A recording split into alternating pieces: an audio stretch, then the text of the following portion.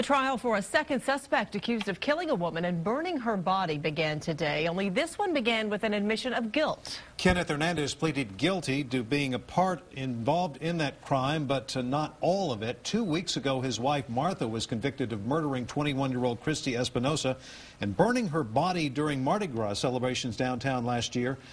Her sentence for the two crimes is a combined 80 years, but she's blamed her husband, who is now standing trial. KXAN's Chris Sadeghi is live at the Travis County Justice Complex, where that trial just got off to a surprising start. Chris?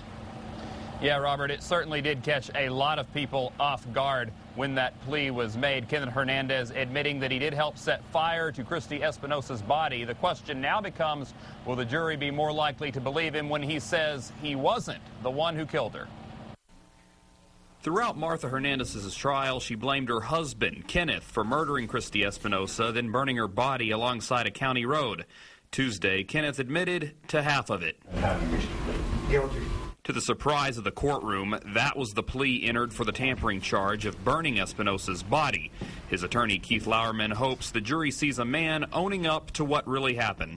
Even if Kenneth had a small part in the destruction of the body, he's taken responsibility for that. But when talking about the murder charge, Kenneth wasn't about to take responsibility for that. Not guilty. 2 weeks ago, a jury found his wife, Martha, guilty of suffocating Espinosa from the backseat of a car while her husband was driving.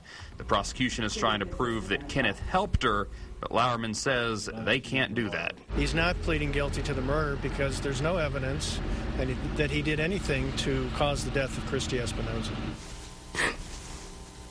I just got a feeling that something was wrong because she wasn't answering her cell phone. Just like in Martha's trial, the jury heard testimony from Christy's mother and saw surveillance tape of Kenneth buying orange juice from a convenience store while Martha and Christy wait in the car.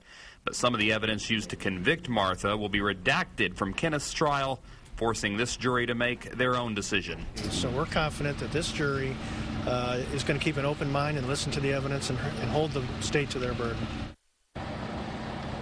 Now, the jury will still sentence Hernandez on that tampering charge. His wife received the maximum 20 years for that charge, and if convicted, he faces up to life in prison for the murder charge. Martha received 60 years for that charge. We're live at the Travis County Justice Complex. Chris Sadeghi, KXAN Austin News.